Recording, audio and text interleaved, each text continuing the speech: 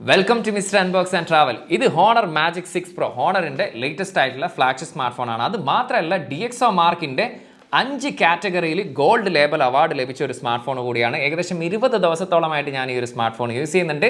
പക്ഷേ ഇത് retail unit അല്ല, അതുകൊണ്ട് തന്നെ ബോക്സോ അല്ലെങ്കിൽ ചാർജറോ കാര്യങ്ങളൊന്നും നമുക്ക് ലഭിച്ചിട്ടില്ല.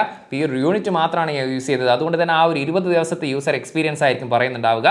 അതോടൊപ്പം തന്നെ ഫ്ലാഗ്ഷിപ്പ് സ്മാർട്ട് ഫോൺ ആയതുകൊണ്ട് തന്നെ ഗംഭീരമായിട്ടുള്ള ഫീച്ചേഴ്സും കാര്യങ്ങളൊക്കെ ഉൾപ്പെടുത്തിക്കൊണ്ടിട്ടുള്ള ഒരു വീഡിയോ തന്നെയായിരിക്കും നമ്മൾ ഇന്ന് ചെയ്യുന്നുണ്ടാവുക. അപ്പോൾ എന്നും പറയാറുള്ള പോലെ തന്നെ വീഡിയോ ഇഷ്ടപ്പെട്ടാൽ ലൈക്ക് ചെയ്യുന്ന കാര്യം ഒന്ന് പരിഗണിച്ചോളി.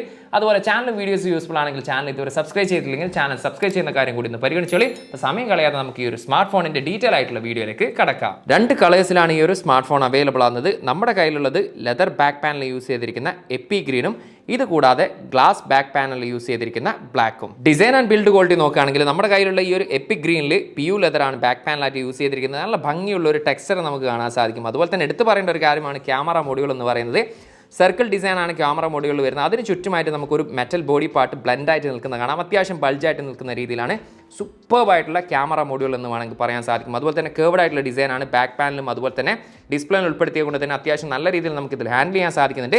പക്ഷേ അത്യാവശ്യം ഒരു വെയിറ്റോട് കൂടിയിട്ടുള്ള സ്മാർട്ട് ഫോണാണ്. ഈ ഒരു ലെതർ ബാക്ക് പാനലിൽ 225 ഗ്രാമും ഗ്ലാസ് ബാക്ക് പാനലാണെങ്കിൽ 229 ഗ്രാമാണ് ബോഡി വെയിറ്റ് വരുന്നത്. 8.9 mm ആണ് ബോഡി തിക്നെസ് വരുന്നത്. മെറ്റലാണ് ഫ്രെയിമായിട്ട് യൂസ് ചെയ്തിരിക്കുന്നത്. റൈറ്റ് സൈഡിലാണ് പവർ ബട്ടണും വോളിയം ബ്രോക്കേഴ്സ് ഉൾപ്പെടുത്തിയിരിക്കുന്നത്. മുകൾ വശത്തായിട്ട് നമുക്കൊരു IR ബ്ലാസ്റ്റർ അതുപോലെ തന്നെ noise cancellation mic secondary speaker കാണാൻ സാധിക്കും. ലെഫ്റ്റ് സൈഡ് കംപ്ലീറ്റ് ബ്ലാങ്ക് ആണ്. താഴ്വശത്തായിട്ട് നമുക്ക് സിം ട്രേ യൂസ് ചെയ്തിരിക്കുന്നു. ഡ്യുവൽ നാനോ സിം കാർഡാണ് യൂസ് ചെയ്യാൻ സാധിക്കും. മെമ്മറി കാർഡ് ഇടാനുള്ള ഒരു ഓപ്ഷൻ ഇല്ല. Internal mic, type C charging port, speaker grill, ഇത്രയും കാര്യങ്ങളാണ് നമുക്ക് ഒറ്റ നോട്ടത്തിൽ ഡിസൈനിൽ കാണാൻ സാധിക്കുന്നത്. അതുപോലെ തന്നെ IP68 റേറ്റഡോട് കൂടിയുള്ള വാട്ടർ ആൻഡ് ഡസ്റ്റ് റെസിസ്റ്റൻ്റ് ആണ്.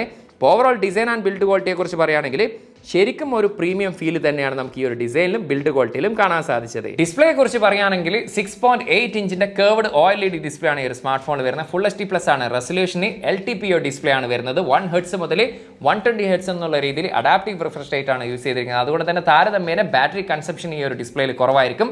453 പിക്സൽ പെർ ഇഞ്ചാണ് ഡെൻസിറ്റി. നല്ല രീതിയിൽ ഒരു ഷാർപ്പായിട്ടുള്ള ഡിസ്പ്ലേ ആണെന്ന് പറയാൻ പറ്റും. അതുപോലെ തന്നെ ഹൈ ബ്രൈറ്റ്നസ് മോഡ് വരുന്നത് 1600 നിറ്റ്സ് ആണെങ്കിൽ HDR peak level brightness level വരുന്നത് 5000 നിറ്റ്സ് ആണ്. അതായത് ഏത് സിറ്റുവേഷനിൽ നമ്മൾ വെളിയിൽ പോയാലും നമുക്ക് കാര്യങ്ങളൊക്കെ ഇതിൽ നല്ല രീതിയിൽ തന്നെ റീഡ് ചെയ്യാൻ സാധിക്കുന്നതാണ്.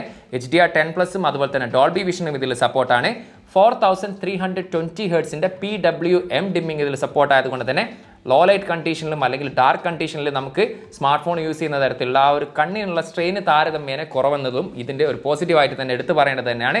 ഓവറോൾ ഡിസ്പ്ലേയുടെ ഒരു ക്വാളിറ്റി വൈസ് പറയുകയാണെങ്കിൽ തീർച്ചയായിട്ടും ഇതൊരു ഫ്ലാഗ്ഷിപ്പ് സ്മാർട്ട് ഫോൺ ആയതുകൊണ്ട് തന്നെ ആ ഒരു ഫ്ലാഗ്ഷിപ്പ് ലെവൽ എക്സ്പീരിയൻസ് തന്നെയാണ് നമുക്ക് ഡിസ്പ്ലേയിലും കാണാൻ സാധിച്ചിട്ടുള്ളത്. ഫ്ലാഗ്ഷിപ്പ് പ്രോസസർ ആയിട്ടുള്ള Qualcomm Snapdragon 8 Gen 3 ആണ് ഈ ഒരു സ്മാർട്ട് ഫോൺ യൂസ് ചെയ്തിരിക്കുന്നത്. ഒക്ടാ കോറിൽ 3.3 GHz ആണ് ക്ലോക്ക് സ്പീഡ്. Adreno 750 ആണ് ഇതിൽ ഉപയോഗിച്ചിരിക്കുന്നത് GPU. പെർഫോമൻസ് സൈഡ് പറയുകയാണെങ്കിൽ 8 Gen 3 യൂസ് ചെയ്യുന്ന ഒട്ടനവധി സ്മാർട്ട് ഫോൺ ഇപ്പോൾ നിലവിൽ മാർക്കറ്റിലുണ്ട്. എല്ലാം ഗംഭീരമായിട്ടുള്ള പെർഫോമൻസ് കാഴ്ചവെക്കുന്ന ഒരു സ്മാർട്ട് ഫോൺ തന്നെയാണ്. അത്തരത്തിലുള്ള ഒരു സൂപ്പർബായിട്ടുള്ള പെർഫോമൻസ് തന്നെയാണ് നമുക്ക് ഈ ഒരു സ്മാർട്ട് ഫോണിലും കാണാൻ സാധിച്ചിട്ടുള്ളത്. ഖത്തറിൽ ഇപ്പോൾ നിലവിൽ ഒരൊറ്റ മെമ്മറി വേരിയന്റിലാണ് അവൈലബിൾ ആകുന്നത്. 12GB റാമിൽ 512GB മെമ്മറി വേരിയന്റിൽ LPDDR5X ആണ് റാം ടൈപ്പ് വരുന്നതെങ്കിൽ UFS സ്റ്റോറേജ് ടൈപ്പ് വരുന്നത് 4.0 ആണ് വരുന്നത്. അതുപോലെ തന്നെ നമുക്ക് മെമ്മറി കാർഡ് ഇടാനുള്ള ഒരു ഓപ്ഷൻ ഇല്ല. എനിവേ കണക്ടിവിറ്റിയുടെ കാര്യം എടുത്തു കഴിഞ്ഞാൽ ഡ്യുവൽ 5G ഇതിൽ സപ്പോർട്ടാണ്. അതിൽ തന്നെ നമുക്ക് പറയേണ്ട കാര്യം 2 നാനോ സിം കാർഡ് പ്ലസ് ഈ സിം കാർഡ് എന്നുള്ള രീതിയിൽ നമുക്ക് ഈ ഒരു സ്മാർട്ട് ഫോൺ യൂസ് ചെയ്യാൻ സാധിക്കും. പക്ഷേ ഒരു സമയത്ത് 2 നെറ്റ്വർക്ക് മാത്രമേ നമുക്ക് ആക്സസ് ചെയ്യാൻ പറ്റുന്നതായിരിക്കും. അതുപോലെ ഡ്യുവൽ 4G LTE ഇതിൽ സപ്പോർട്ടാണ്. ബ്ലൂടൂത്തിൻ്റെ 5.3 ആണ് ഇതിൽ ഉപയോഗിച്ചിരിക്കുന്ന വേർഷന്. Wi-Fi 7 ഇതിൽ സപ്പോർട്ടാണ്. അതുപോലെ തന്നെ NFC ഈ ഒരു സ്മാർട്ട് ഫോണിൽ സപ്പോർട്ടാണ്. ഇപ്പോൾ ഭാവിയിൽ 5.5G എന്നുള്ള രീതിയിൽ നമ്മുടെ നെറ്റ്വർക്ക് അപ്ഗ്രേഡ് ചെയ്യുകയാണെങ്കിൽ ആ ഒരു നെറ്റ്വർക്ക് കൂടി ഈ ഒരു സ്മാർട്ട് ഫോൺ സപ്പോർട്ടാണെന്നുള്ള കൂടി കാര്യം പറയുന്നു. IP68 റേറ്റഡോട് കൂടിയിട്ടുള്ള water and dust resistance smart phone കൂടിയാണ് ഈ ഒരു സ്മാർട്ട് ഫോൺ. അപ്പോൾ ധൈര്യമായിട്ട് നമുക്ക് മഴയത്തും കാര്യങ്ങൾക്കൊക്കെ ഈ ഒരു സ്മാർട്ട് ഫോൺ യൂസ് ചെയ്യാൻ പറ്റുന്നതാണ്. എനിവേ സോഫ്റ്റ്വെയറിൻ്റെ കാര്യം എടുത്തു കഴിഞ്ഞാൽ Android 14 ഈ ഒരു സ്മാർട്ട് ഫോൺ പ്രവർത്തിക്കുന്നത്. മാജിക് OS വരുന്നത് 8.0 ആണ് വരുന്നത്. 4 വർഷത്തെ സോഫ്റ്റ്വെയർ അപ്ഡേറ്റും അതുപോലെ തന്നെ 5 വർഷത്തെ സെക്യൂരിറ്റി പാച്ച് അപ്ഡേറ്റ് ലഭിക്കുന്നതാണ് കമ്പനി പറയുന്നത്. സോഫ്റ്റ്വെയർ സൈഡിൽ നമുക്ക് പറയത്തക്ക രീതിയിലുള്ള ഹാർഡ്വെയർസോ ബ്ലോട്ട്വെയർസോ ഒന്നും കാണാനില്ല. അത്യാവശ്യം നീറ്റ് ആൻഡ് ക്ലീൻ ആയിട്ടുള്ള ഒരു പെർഫോമൻസ് ആയിട്ട് തന്നെയാണ് ഫീൽ ചെയ്തത്.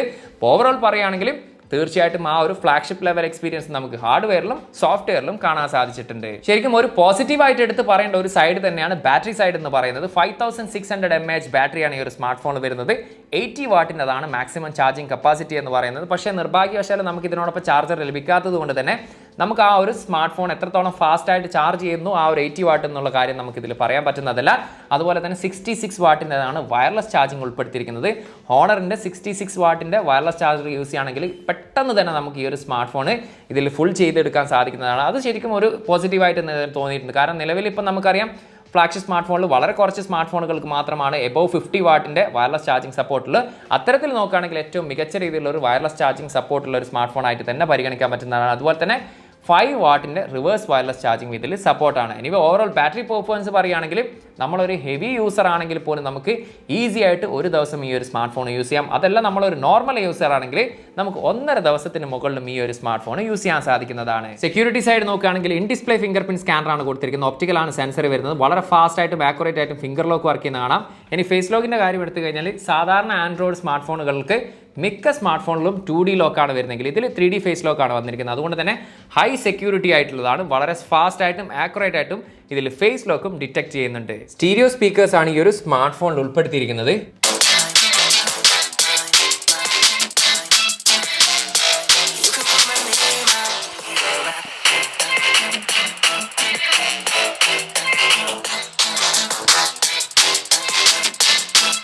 സ്റ്റീരിയോ സ്പീക്കേഴ്സ് ആയതുകൊണ്ട് തന്നെ അത്യാവശ്യം ലൗഡിയാണ്. അതുപോലെ തന്നെ നല്ല ക്രിസ്റ്റൽ ക്ലിയർ സൗണ്ട് ഔട്ട്പുട്ട് ക്വാളിറ്റിയാണ് കേൾക്കാൻ സാധിച്ചത്. ഗെയിമിംഗ് പെർഫോമൻസിനെ കുറിച്ച് പറയുകയാണെങ്കിൽ അറിയാലോ, സ്നാപ്ഡ്രാഗൺ 8 Gen 3 ആണ്, അഡ്രീനോ 750 ആണ് ഇതിൽ വരുന്നത്. ഒന്നും പറയാനില്ല, സൂപ്പർബായിട്ടുള്ള പെർഫോമൻസ് എന്ന് തന്നെ പറയാൻ സാധിക്കും. ശരിക്കും ഒരു പ്രോ ലെവൽ ഗെയിമിംഗ് എക്സ്പീരിയൻസ് തന്നെ എനിക്കിതിൽ ആസ്വദിക്കാൻ സാധിച്ചിട്ടുണ്ട്. കോൾ ഓഫ് ഡ്യൂട്ടിയാണ് ഞാൻ ഇതിൽ കളിച്ചത്. ഏകദേശം 1 മണിക്കൂറിനടുത്ത് ഞാൻ ഇതിൽ ഗെയിം കളിച്ചിട്ടുണ്ട്.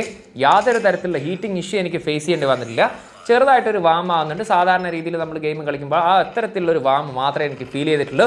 ഗ്രാഫിക്കൽ പെർഫോമൻസിൻ്റെ കാര്യമാണെങ്കിൽ അല്ലെങ്കിൽ ഫ്രെയിം ഡ്രോപ്പ് ഇഷ്യൂ കാര്യങ്ങളൊന്നും വന്നിട്ടില്ല. വളരെ സ്മൂത്തായിട്ടും വളരെ ഫാസ്റ്റായിട്ടും എനിക്കിതിൽ ഗെയിം കളിക്കാൻ സാധിച്ചിട്ടുണ്ട്. അതുപോലെ തന്നെ സ്റ്റീരിയോ സൗണ്ട് ക്വാളിറ്റിയും അതുപോലെ തന്നെ ആ ഒരു മികച്ച ഡിസ്പ്ലേയോടെ ഒരു സപ്പോർട്ടൊക്കെ ഉള്ളത് കൊണ്ട് തന്നെ ഒരു ട്രൂലി പ്രോ ലെവൽ എക്സ്പീരിയൻസ് തന്നെയാണ് എനിക്കിതിൽ ആസ്വദിക്കാൻ സാധിച്ചിട്ടുള്ളത്. ഈ ഒരു സ്മാർട്ട് ഫോണിൻ്റെ ഏറ്റവും ഹൈലൈറ്റ് ആയിട്ട് എടുത്ത് പറയേണ്ട മറ്റൊരു ഡിപ്പാർട്ട്മെൻറ്റാണ് ക്യാമറ എന്ന് പറയുന്നത്. 3 ക്യാമറയാണ് പിറകിൽ ഉപയോഗിച്ചിരിക്കുന്നത്. 50 മെഗാ പിക്സലിൻ്റെ മെയിൻ ലെൻസ് വിത്ത് ഡ്യുവൽ അപ്പാച്ചറാണ് ഈ ഒരു ക്യാമറ ഉപയോഗിച്ചിരിക്കുന്നത്. f1.4ഉം f2.0യും നമുക്കിത് മാനുവലായിട്ടോ അല്ലെങ്കിൽ ഓട്ടോമാറ്റിക്കലി ക്യാമറ തന്നെ അത് ചൂസ് ചെയ്യുന്നതാണ്. ഒപ്റ്റിക്കൽ ഇമേജ് സ്റ്റെബിലൈസേഷന് സപ്പോർട്ടാണ്. രണ്ടാമത്തെ ക്യാമറ എന്ന് പറയുന്നത് 180 മെഗാ പിക്സലിൻ്റെ പെരിസ്കോപ്പ് ലെൻസാണ് യൂസ് ചെയ്തിരിക്കുന്നത്. 2.5x ഒപ്റ്റിക്കൽ സൂം ആണ് വരുന്നത്. അപ് ടു 100x വരെ നമുക്കിതിൽ സൂം ചെയ്യാൻ സാധിക്കുന്നതാണ്. അതിലും ഒപ്റ്റിക്കൽ ഇമേജ് സ്റ്റെബിലൈസേഷൻ സപ്പോർട്ടാണ്. മൂന്നാമത്തെ ക്യാമറ എന്ന് പറയുന്നത് 50 മെഗാ പിക്സലിൻ്റെ അൾട്രാ വൈഡ് ലെൻസ്. ഇനി റിയർ ക്യാമറ എടുത്തിരിക്കുന്ന ഫോട്ടോസിനെ കുറിച്ച് പറയുകയാണെങ്കിൽ ഒറ്റ വാക്കിൽ പറഞ്ഞാൽ ഗംഭീരമെന്നേ പറയാൻ സാധിക്കുകയുള്ളൂ. എസ്പെഷ്യലി ഡയലൈറ്റ് പെർഫോമൻസ് ഒക്കെ സൂപ്പർബായിട്ടുള്ള ഫോട്ടോസാണ് ലഭിക്കുന്നത്. ചില സമയത്ത് നമുക്കൊരു നാച്ചുറൽ കളറും ചില സമയത്ത് ഒരു ഇത്തിരി സാച്ചുറേറ്റഡ് എന്നുള്ള രീതിയിലാണ് ലഭിച്ചിട്ടുള്ളത്. പക്ഷേ നല്ല രീതിയിൽ ഗംഭീരമായിട്ടുള്ള ഷാർപ്പായിട്ടുള്ള ഡീറ്റെയിൽ ആയിട്ടുള്ള ഫോട്ടോസ് നമുക്ക് ലഭിക്കുന്നുണ്ട്. HDR പെർഫോമൻസും സൂപ്പർബാണെന്ന് പറയാൻ സാധിക്കും. പോർട്രേറ്റ് ഫോട്ടോസും നല്ല രീതിയിൽ തന്നെ നമുക്ക് ലഭിച്ചിട്ടുണ്ട്. നൈറ്റ് ഫോട്ടോഗ്രാഫി നല്ല ഗംഭീരമായിട്ടുള്ള ഡീറ്റെയിൽ ആയിട്ടുള്ള ഫോട്ടോസ് നമുക്ക് നൈറ്റ് ഫോട്ടോഗ്രാഫിയിലും കാണാൻ സാധിച്ചിട്ടുണ്ട്. അതുപോലെ തന്നെ ഈ ഒരു ടെലിഫോട്ടോ അല്ലെങ്കിൽ പെരിസ്കോപ്പ് ലെൻസിൻ്റെ കാര്യം എടുത്തു കഴിഞ്ഞാലും 2.5xലും അല്ലെങ്കിൽ 5xൽ ഈവൻ 10xലാണെങ്കിൽ പോലും നല്ല രീതിയിൽ ഡീറ്റെയിൽ ആയിട്ടുള്ള ഫോട്ടോസ് നമുക്ക് ലഭിക്കുന്നുണ്ട്. ഈവൻ 100xൽ നമ്മൾ ഫോട്ടോസ് എടുക്കുകയാണെങ്കിൽ പോലും നമുക്ക് കാര്യങ്ങളൊക്കെ അതിൽ റീഡ് ചെയ്യാൻ പറ്റുന്ന തരത്തിലുള്ള ഫോട്ടോസാണ് ലഭിച്ചിട്ടുള്ളത്. എനിവേ അൾട്രാ വൈഡ് ലെൻസിൻ്റെ അടുത്തൊരു കാര്യം എടുത്തു കഴിഞ്ഞാലും അത്യാവശ്യം ഷാർപ്പായിട്ടുള്ള ഡീറ്റെയിൽ ആയിട്ടുള്ള ഫോട്ടോസ് നമുക്ക് അൾട്രാ വൈഡിലും ലഭിച്ചിട്ടുണ്ട്. അപ്പോൾ ഓവറോൾ റിയർ ക്യാമറ പറയുകയാണെങ്കിൽ one of the best camera performance എന്നുള്ള രീതിയിൽ തന്നെ എനിക്കിതിൽ ഫീൽ ചെയ്തിട്ടുണ്ട്. സെൽഫി ക്യാമറ വരുന്നത് 50 മെഗാ പിക്സലിലാണ്. f2.0 ആണ് അപ്പാച്ചർ വരുന്നത്. ഇതുകൂടാതെ തന്നെ ഒരു ToF3D ഡെപ്ത് സെൻസർ കൂടിയുണ്ട്. എനിവേ സെൽഫി ക്യാമറ എടുത്തിരിക്കുന്ന ഫോട്ടോസിനെ കുറിച്ച് വിലയിരുത്തുകയാണെങ്കിൽ ഒറ്റ വാക്കിൽ പറഞ്ഞാൽ മിക്ക ഫോട്ടോസും നല്ല ഗംഭീരമായിട്ടുള്ള പെർഫോമൻസ് ആയിട്ടാണ് എനിക്ക് ഫീൽ ചെയ്തിട്ടുള്ളത്. എസ്പെഷ്യലി നല്ല ഡീറ്റെയിൽ ആയിട്ടുള്ള ഷാർപ്പായിട്ടുള്ള ഫോട്ടോസാണ് ലഭിക്കുന്നത്. അത് തന്നെ ഡയലൈറ്റിൽ നമുക്ക് അത്യാവശ്യം ആ ഒരു സ്കിൻ ടോൺ എന്നൊക്കെ പറയുന്ന ഒരു നാച്ചുറൽ ആയിട്ടുള്ള കളേഴ്സാണ് മിക്ക സമയത്തും നമുക്ക് ലഭിച്ചിട്ടുള്ളത്. അതുപോലെ തന്നെ HDR പെർഫോമൻസ് നല്ല രീതിയിൽ തന്നെ കാണാൻ സാധിച്ചിട്ടുണ്ട്. പോർട്രേറ്റ് ഫോട്ടോസും നല്ല രീതിയിൽ തന്നെ കാണാൻ സാധിച്ചിട്ടുണ്ട്. എസ്പെഷ്യലി ആ ഒരു 3D ഡെപ്ത് സെൻസർ ഉള്ളത് കൊണ്ട് തന്നെ മിക്ക ഫോട്ടോസും നമുക്കൊരു ആ ഒരു എഡ്ജ് ഡിറ്റക്ഷൻ എന്നൊക്കെ പറയുന്ന ഒരു പെർഫെക്റ്റ് എന്നുള്ള രീതിയിൽ തന്നെ ഫീൽ ചെയ്തിട്ടുണ്ട്. ഒരു ഇത്തിരി ആർട്ടിഫിഷ്യൽ ലൈറ്റിംഗ് കണ്ടീഷനിലാണെങ്കിൽ നൈറ്റ് ഫോട്ടോഗ്രാഫിയും ഗംഭീരമായിട്ട് തന്നെ തോന്നിയിട്ടുണ്ട്. എസ്പെഷ്യലി നല്ല ഡീറ്റെയിൽ ആയിട്ടുള്ള ഷാർപ്പായിട്ടുള്ള ഫോട്ടോസ് നമുക്ക് നൈറ്റിൽ ലഭിക്കുന്നുണ്ട്. ഓവറോൾ സെൽഫി ക്യാമറ അല്ലെങ്കിൽ റിയർ ക്യാമറ പെർഫോമൻസിനെ കുറിച്ച് പറയുകയാണെങ്കിൽ one of the best camera performance തന്നെയാണ് ഈ ഒരു സ്മാർട്ട് ഫോൺ എനിക്ക് കാണാൻ സാധിച്ചത്. റിയർ ക്യാമറ വീഡിയോ ഫുട്ടേജാണ് 4Kയിൽ 60 ഫ്രെയിം പെർ സെക്കൻഡ് ആണ് മാക്സിമം വീഡിയോ റെസൊല്യൂഷൻ. അതിലാണ് നമ്മളിപ്പോൾ ഷൂട്ട് ചെയ്യുന്നത്. ഒരു രക്ഷയില്ലാത്ത സ്റ്റെബിലിറ്റിയാണ്.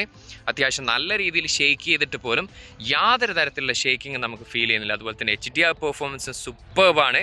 ഒരു ഇത്തിരി സാച്ചുറേറ്റഡ് ആയിട്ടുള്ള കളേഴ്സാണ് ഫീൽ ചെയ്യുന്നത്.